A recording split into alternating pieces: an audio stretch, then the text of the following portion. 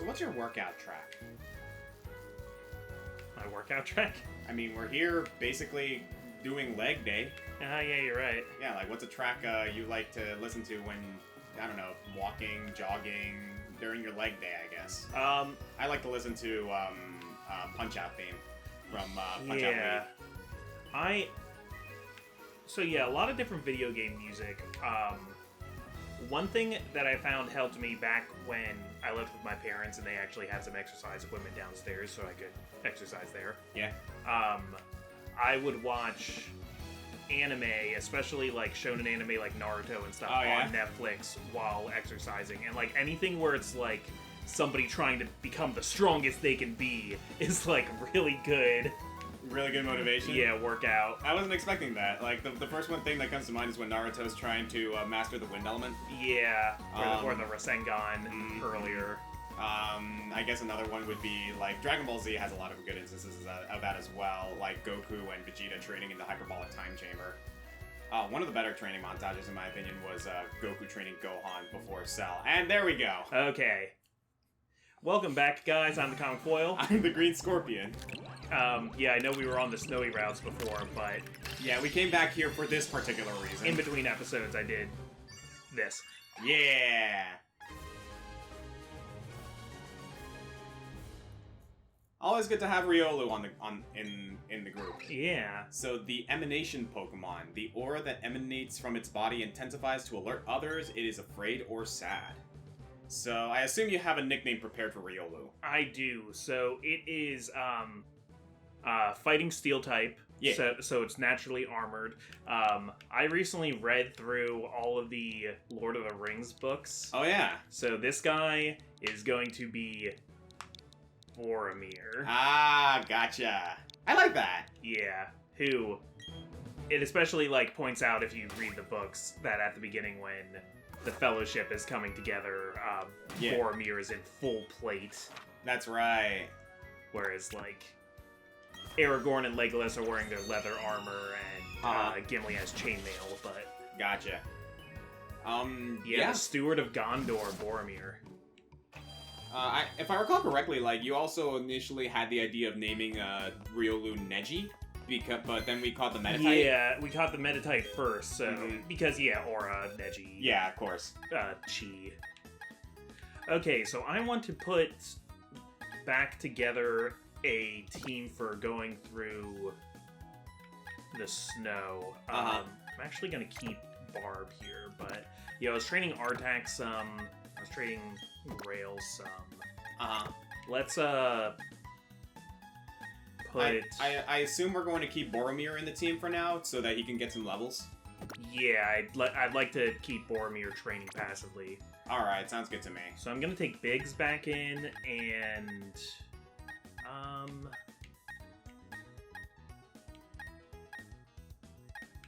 Yeah, because we're dealing with, like... I want to save Darmani for the gym, though. I don't want to overload. Yeah, because Darmani is our highest level Pokemon. I was gonna say, why not, what's-her-face? Kazumi. Because we're gonna be dealing with a lot of, Sneasel.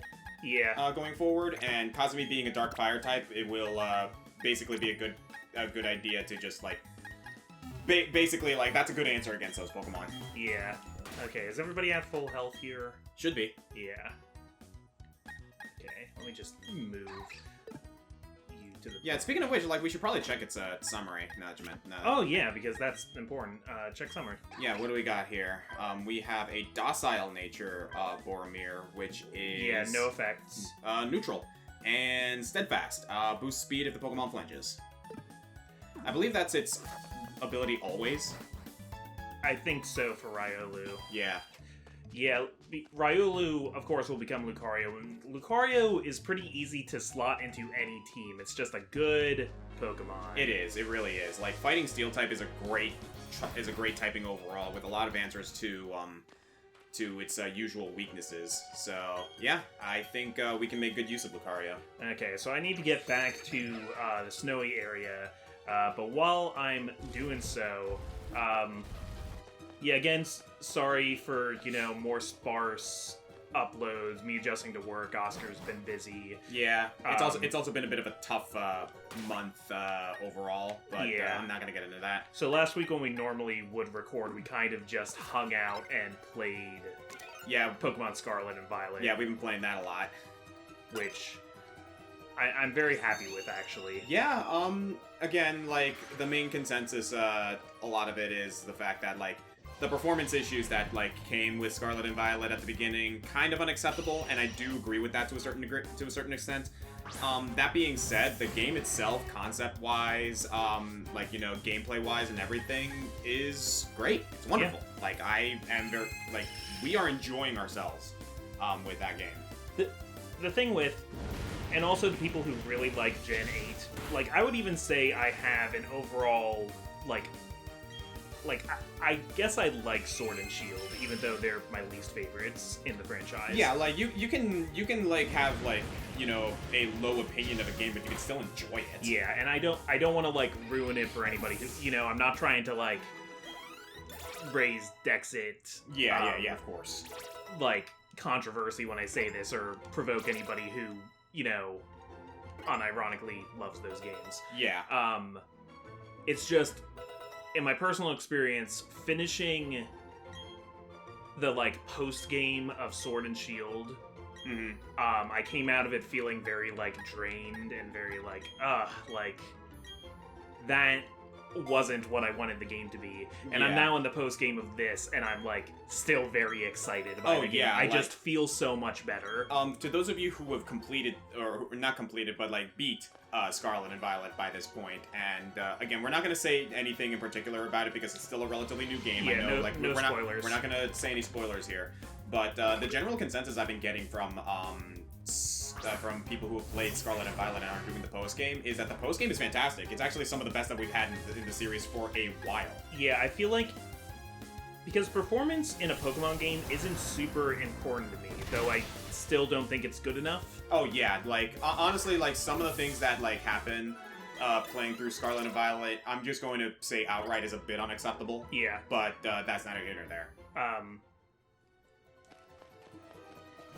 I keep saying I'd prefer Game Freak add one more year to their development cycles on these games. I completely agree. Like, yeah, it's not really the devs' fault because they're probably being rushed. Yeah, they are, absolutely. That much is certain, and I guess, like, yeah, Scarlet and Violet is a classic example of we didn't catch the Pokemon. We failed our catch here last time. Yeah, in this one, but we gotta go to the next one. Yeah, we're about to get to 217, I think it is. But so yeah, what I was saying, right? Yep. The main consensus that a lot of people have is that Scarlet and Violet is a fantastic game with an overall fantastic, like, you know, experience. Like, everything is there. It just needed a little more time in the oven. Yeah, it's lacking polish, which is also a big problem Sword and Shield had, but I think it, like, yeah, but it's a lot more obvious here. But sticks its landings, I think. Yeah, I think what it is that, like, Sword and Shield need a little more time in the oven for the wrong reasons. Scarlet and Violet needed a little more time in the oven, but what they already did polish. How do I put this? This feels at least like a complete game. Sword and Shield feels a little bit incomplete to me. How I would quantify it is that, like, you have two cakes. One of them is undercooked. One of them is undercooked. The other one just isn't decorated as well. Yeah. And, like, is like, okay, a cake that's not really all that decorated, fine. That's actually perfectly acceptable. I will because, still like, eat this cake. A pound cake is still good. Yeah. But this one is like, oh, like, we got all the fondant and all, like, this, like, really, really cool icing decorations and whatnot, but it's undercooked. It just feels like really, really soggy dough. And that's not a good thing to have in a cake. So that's how I quantify the difference between Sword and Shield and Scarlet and Violet. I liked some of the, you know, icing and stuff of Sword and Shield, but eating it made me feel a little sick. Yeah. Yeah, basically. Yeah. Like, again, I didn't feel good after I ate that cake. I'm gonna be honest with you, like, the only time I actually had a really, really good experience, like, obviously I had fun with Sword and Shield, but I didn't quite get the experience I was looking for until the post-game. Or no, not the DLC. posting, the DLC. And See, I didn't even get the DLC because I like got burnt out Yeah. of Pokemon. I from Sword and Shield. You know what? I can totally see that. The thing is, like, I specifically say the DLC, not the Crown Tundra. The Crown Tundra is what eventually, like, burned me out, like, outright, eventually. The Isle of Armor, on the other hand, I loved the entire experience. Do you want to switch out here? Yes. Yeah. You got this. Yeah, you know how to go about this. So actually, though, like now I'm back in a like full Pokemon mood, and I'm like wanting to go back and play Isle of Armor now. Yeah, like if anything, like you can skip out on the Crown Tundra. I'm going to tell that to you right now. It's not a bad experience, but it does not compare to the. I'll see how I feel. Yeah, it does not compare to the Isle of Armor in my opinion. Mainly because, like, sort of, like, I'm the kind of person who likes, like, you know, something of a challenge, or at least I want the game to test me, and I didn't feel that at all throughout the entirety of Pokemon Sword and Shield until I fought Pokemon Master Mustard. Like, Mustard is a great vibe. I think we mentioned this before when we were talking about, like, our favorite trainers. Yeah, he was your favorite fighting specialist. Yes, and yeah, even as someone who specializes in fighting types, Mustard is a hard fight. Like, if you're going in thinking, oh, a bunch of fighting types, I can just go in with a psychic type, he has an answer for that. Yeah. Oh, then I can just go in with a flying type, he has an answer for that. He has answers for the fighting type weaknesses, and it's really, really cool to see. So, yeah, and Scarlet Violet, overall, like, not the hardest game in the franchise, not by any stretch, but it's one of those things where it's like, that heavily depends on how you go about it. Yeah. Because, like, you had a very different experience than I did. I mean, I think it's just in the nature of Scarlet Violet's open world that people are going to be coming from it with their own radically different experiences. Yeah. Because a lot of people I've talked to about it, like, started by going east from Mesagoza, and I went west. I went west. Like, I started with Katie. Right, but you said you didn't have, like, a good anti-bug team. Yeah, I started with Sprigatito, but then I had, like, a bunch of, like, Pokemon on my team that were weak to bug types, or not very effective against them, so I actually had to, like, do a little bit of work. I'm gonna hold off on Rock Smash. I'm holding out for Force Palm and that kind of stuff. Yeah.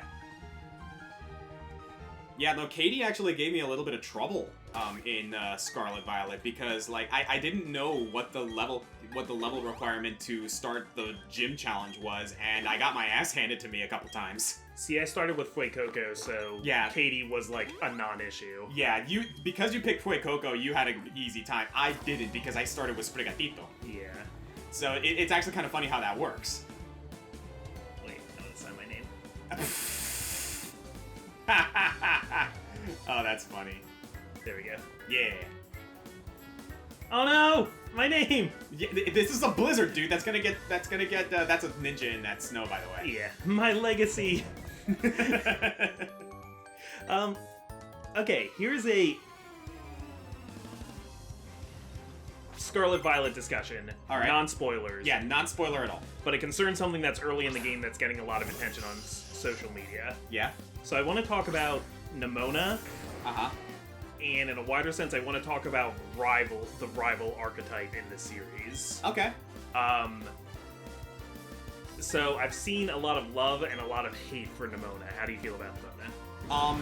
Personally, I adore Nemona. I also really like absolutely Nemona. adore Nemona. I will say this. I understand why some people don't like her, but that's the thing with Nemona, is Nemona has that type of personality and that type of motivation that is either going to make you like her or going to make you dislike her. It's actually kind of funny because I was talking to a couple... She has a one-track mind. Yeah, it actually is kind of funny because, like, I was talking to a couple of people, and it's like, Nemona is a type of rival that is very geared towards a certain personality for people who play the game. If you are a generally extroverted person who sees someone comes in and is like, hey, let's be friends, and if you're extroverted, you're like, oh, absolutely, I would love to be your friend. You're gonna love Nemona. Yeah. And you're gonna love the fact that, like, you know, she just wants to battle you, and you want to, like, you know, do her best, and, like, yeah, let's motivate each other type of thing. To people who are intimidated by that, they're gonna be like, oh, okay, slow down, can you give me a little space here? Just like, okay, could you please just leave me alone? That kind of thing, you know what I mean? My feeling is that people who are coming in to enjoy Scarlet and Violet generally like her, and people who are coming in very skeptical get, like, kind of taken aback by her. Yeah, I can understand that. Again, like, Nimona overall, I just think is a breath of fresh air, because it's nice to have a rival on your team that's not trying to, like, do this grand motivation or, like, trying to have some sort of nuance with the story or anything. Yeah. No, she's just a trainer who... I love the fact that the game makes this clear. Nimona is better than you at the start of the game. Yeah, like even if you're beating her, you know she's not using her best team. Even. Exactly. She has beaten the champion. She has Pokemon in her boxes that are way stronger than you. The game makes it clear that Nimona is not necessarily your rival in the sense of, oh, I want to like, you know, compete with you. No, she's your senior. She is being your rival, or wants you to be her rival, one, because she wants someone to be on equal footing with her, and she wants to see you grow. Nobody is really on Nimona's level, and she's looking for she's looking for somebody to challenge her and to, like, reignite her like, it doesn't seem like she's gotten dispassionate about battling, but she is looking for a challenge again. Yeah, you want to know what it is? She's Volkner done right. Volkner. Oh, yeah. Yeah, because Volkner pretty much put an entire city out of commission with, like, electricity just because he, like, lost the motivation for a challenge. Oh, yeah. Whereas Nimona is just like, oh, like, yeah, it's kind of lonely being at the top, but that's okay. I still love Pokemon battling. Yeah. Oh, hey, this one person is here who's my classmate and new here, has really good potential. Maybe someday. Hey, let me help you. You know? Yeah. The thing that kind of went viral, I guess, was how when she asks about being your rival, and you say it's no. a yes/no, but if you keep saying no, she keeps like, hey, no, come on. And, like, normally I hate that kind of thing when something gives you a yes/no, but, like, it forces you to pick yes. Yeah. But it's just sort of like... It's fun. Like it's kind of funny. You gotta choose to opt into the experience, I think. Yeah.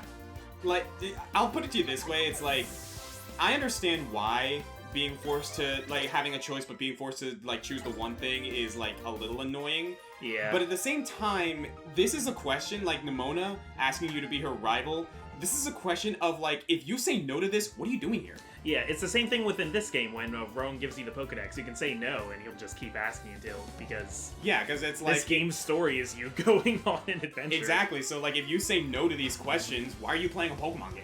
I think the TV tropes category for this is called But Thou Must. Yeah, that fits.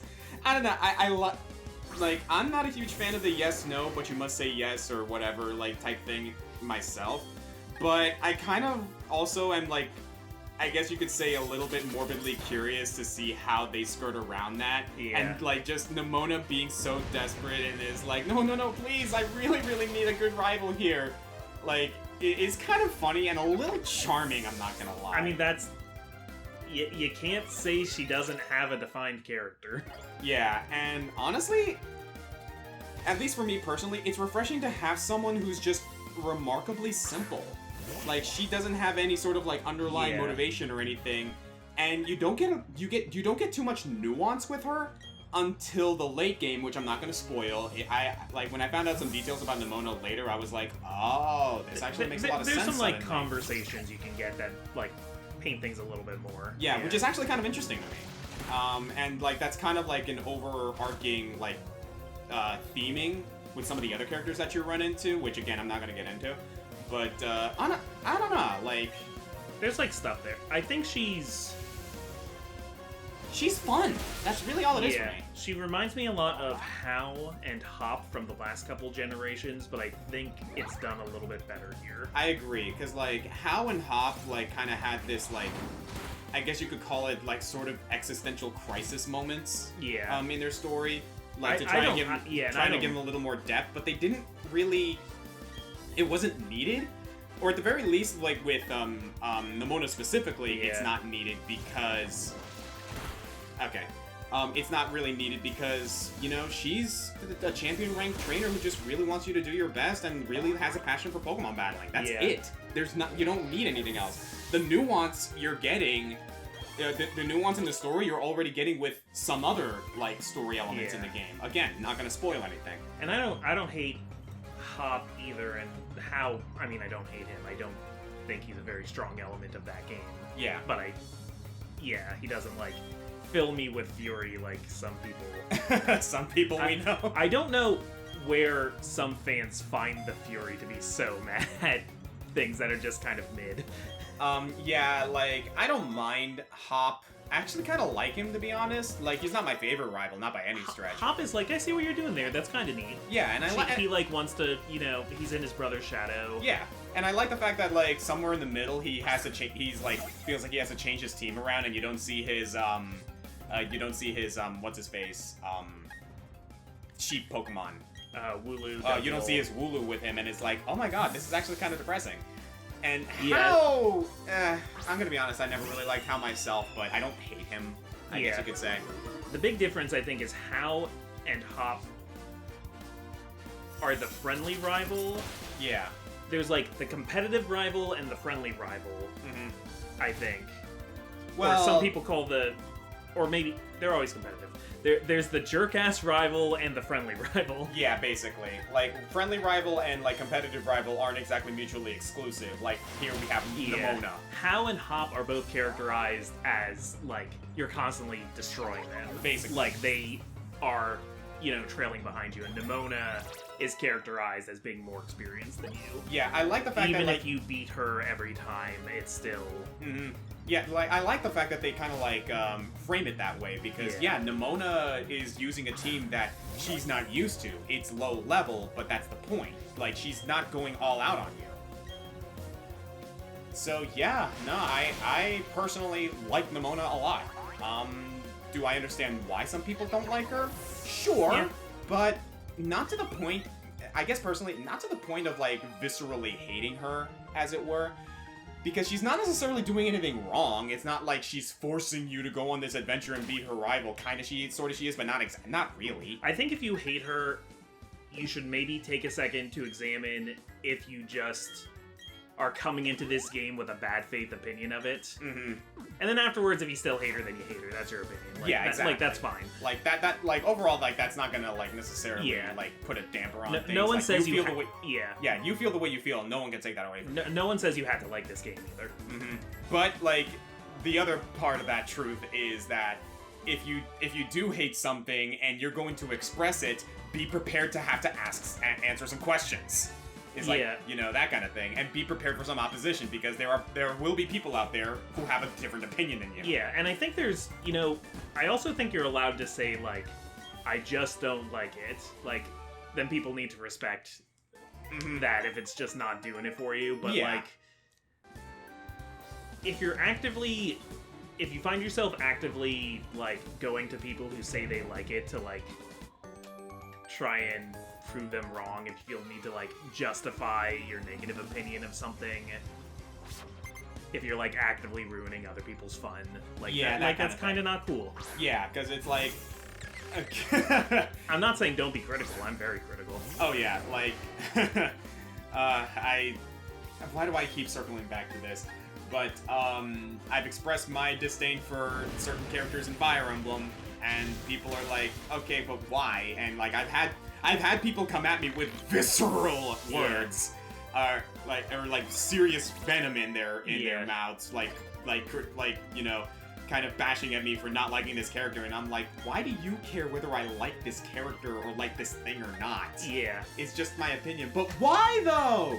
Well, let me explain why in a very simple and very cohesive manner. And they're like, no, you're wrong. And I'm like, okay, if that's how you want to feel, sure. Oscar explaining why is his goal in that isn't to make you also hate them. His goal is to just express himself. Especially because to those very same people, it's been several, mind you, to those very same people, I say, if you like this that I don't like, good for you. As a matter of fact, I envy you. I want to like this. Or I wish I could like this, but I don't. And that's fine.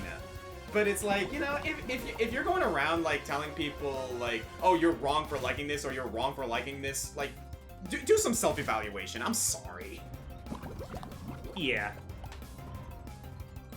And I mean, there's also the case for, like, oh, well, if you just want to have, like a critical conversation and Yeah, like, it's one thing to have a discussion. Yeah. Like, if you want to have a discussion of, like... Sometimes I find people who I guess think they're just having discussions, but in my opinion are,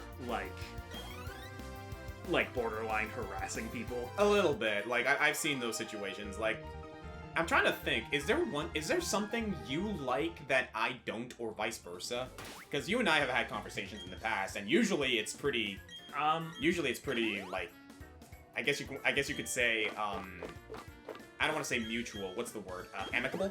Amicable, that's the word. I'd say the biggest thing, like the other way around, I think the biggest thing that you've liked that I've not really liked is like Monster Hunter I just can't really get into. Yeah. I think it's cool, I just can't get into it. Yeah, but there's a difference there, is like, you can't get into Monster Hunter, but that's a different thing than disliking it. Like, you like the world of Monster Hunter. Yeah, maybe like Senran Kagura.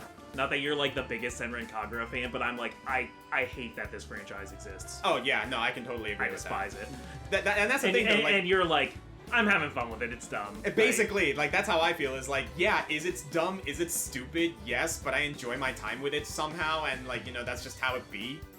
I guess, I'm passing by some trainers now, because I want to... Yeah. I want to get to my encounter. Oh, didn't see you there. Oh, there you go. I don't know, I guess while we're playing this game, I know you have opinions on Klefki. Oh yeah, I like the Pokemon Klefki. Yeah, I don't.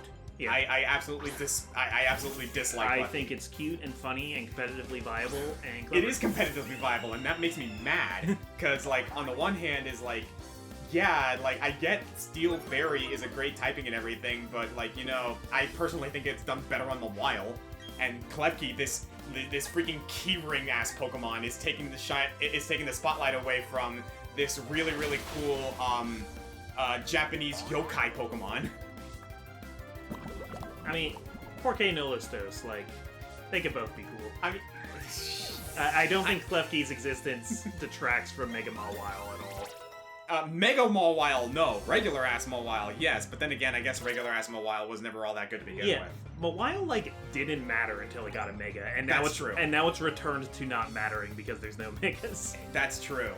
And if I recall correctly, doesn't Klefki have a Prankster? Yeah. Yeah, and that makes it really good. I mean, I think that's part of why I like it so much, because it's also, like it's a little troll. Yeah, it's a trickster. It's a trickster spirit. I can't get over just how stupid it is. It is very stupid, don't get me wrong. I guess I just... You revel in this stupidity where I'm just like, okay, my suspension of disbelief is getting a little bit tested here. It's one of those, like, Pokemon based off of inanimate objects kind of things that I think is actually, like, very clever. Yeah, but, how do I put this? Going into, Scarlet a little bit, I'm pretty sure plenty of people already know about this Pokemon's existence, so I don't think I'm going to necessarily spoil too much here, saying this, but why don't I have an issue with the Pokemon like Revavroom? I mean, I don't know. Why don't you? I don't know! It's supposed to be dumb. It's stupid, but why do I like this? Yeah, I mean, I actually do not understand. Like, that, to me, that is a...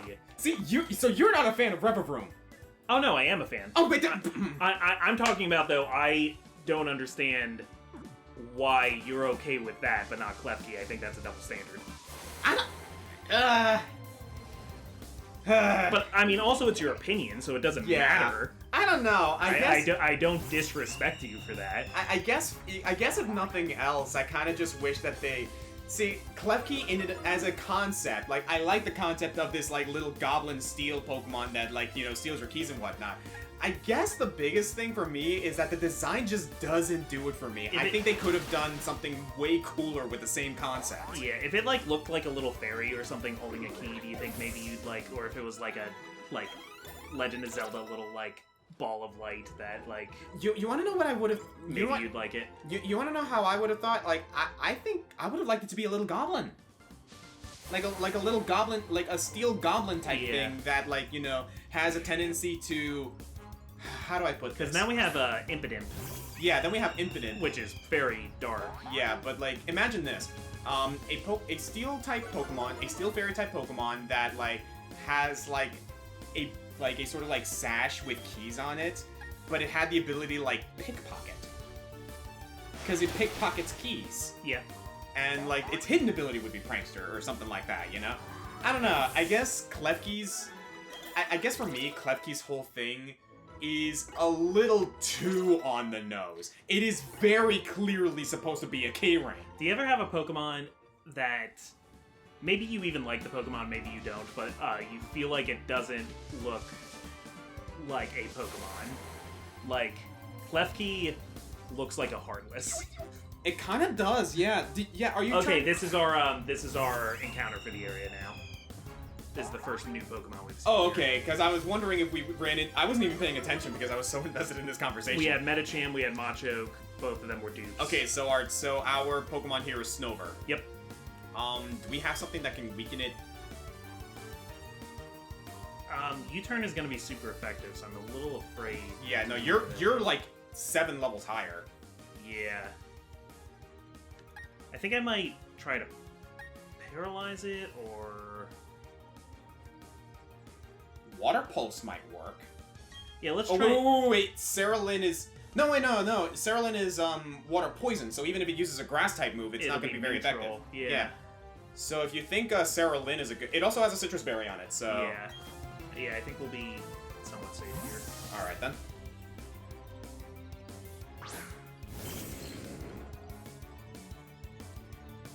Yeah, what level is this? Not a big fan of the hill, though. 34. 34. Okay, yeah, so water. match. Yeah, so if you use Water Pulse, if you could confuse it, that'd be even better.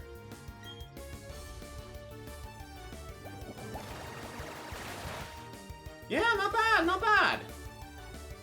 Oh, critical hit. Yeah. Okay, so this should not be very good. Yeah, the hail is going to be a bit of a problem. Yeah. But then we can switch out to someone else as we try to catch it. Yeah, Saralyn's doing fine. Ice Shard. Oh, okay, so that has priority. So yeah, but that's not going to do much. Yeah.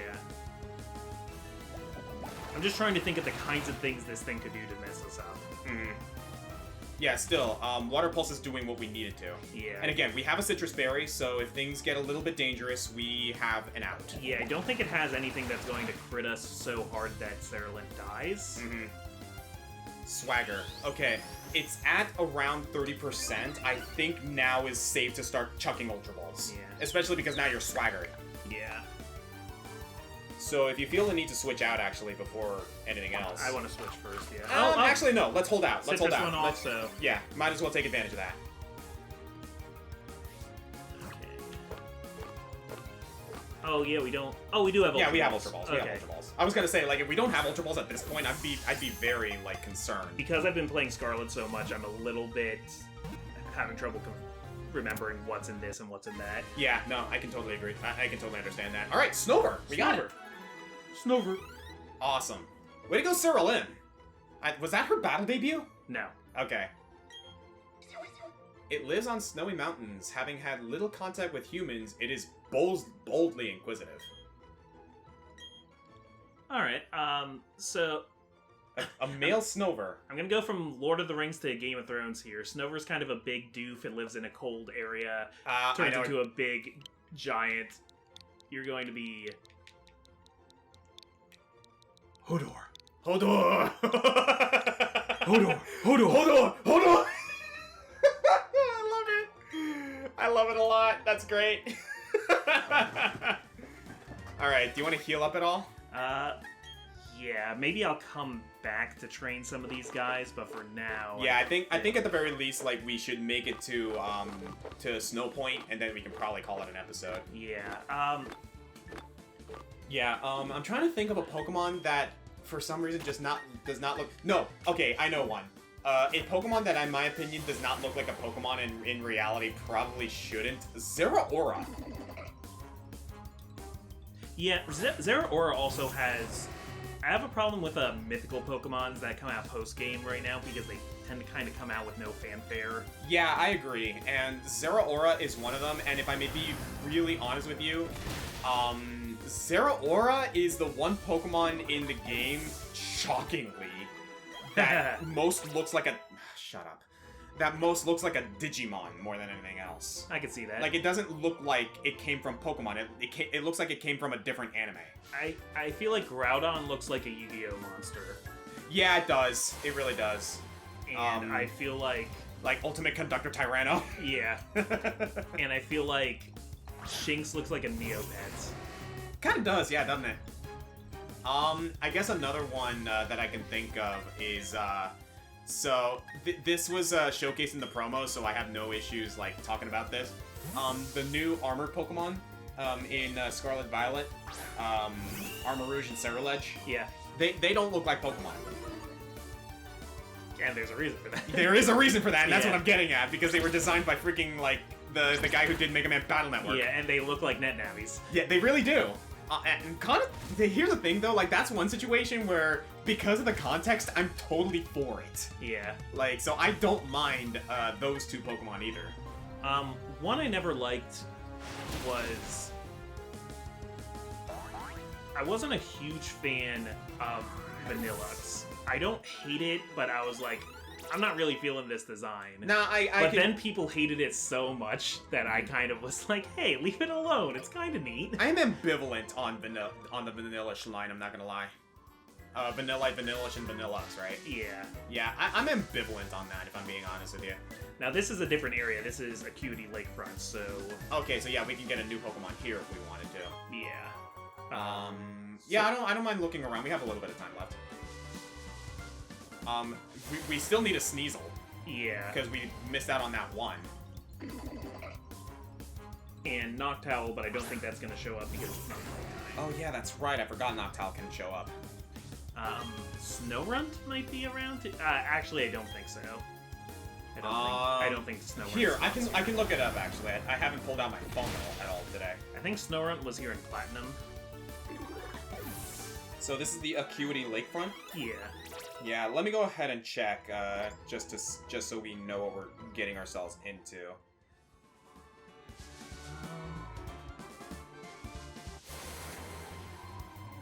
I'm really just trying to find how to get into town.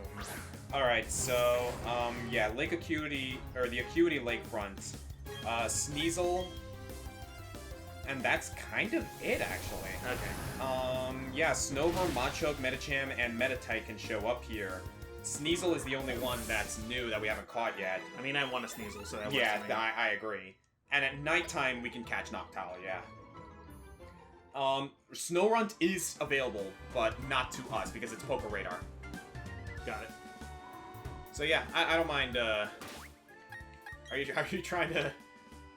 Yeah. Yeah, no, it is to the right. Okay, maybe I need to go south first. And then... Yeah, I'm trying to think of some other Pokemon. One other one that I'm not too big on, at least design-wise, in regards to, like, the Pokemon-esque, is, I like the Pokemon, but I still feel this about it, is Zygarde. I feel like Zygarde... It seems to me like there was supposed to be a follow-up to X and Y that didn't happen, and Zygarde kind of got the shaft. Yeah. They did this really, really cool thing with, like, Zygarde in regards to, like, you know, it can, like, break itself apart. It's, like, an amalgamation of these small little, like, single cell Pokemon type thing. Yeah, no, you gotta go up to the Acuity Lakefront to get to, Snow Point, I'm sure. Maybe I should actually talk to the Plasma guys. I mean, the Galactic guys. Yeah, like if you want to, like, you know, try and like, you know, play it safe, you can save beforehand, because we're not. I don't think they're going to move, because this is one thing about this game that kind of drove me nuts a little bit, is that apparently you have to take on Snow Point before you go to Lake Acuity, despite the urgency that the game supposedly presents. Yeah. I guess you would come here, realize you can't get in, and then be like, oh, well, I'll make it my bad. I guess I'll go ahead and go to the Snow Point gym. Maybe a way in will fall right out of the sky. Oh, wait, that's a Squidward line, not a Patrick line. Fall right out of the sky. Dude, we're falling right out of the sky! We gotta drop a load! Yeah, and Staraptor just dropped a load of aerial ace on this Machoke's head. Running low on healing items. Too. Yeah, once we get to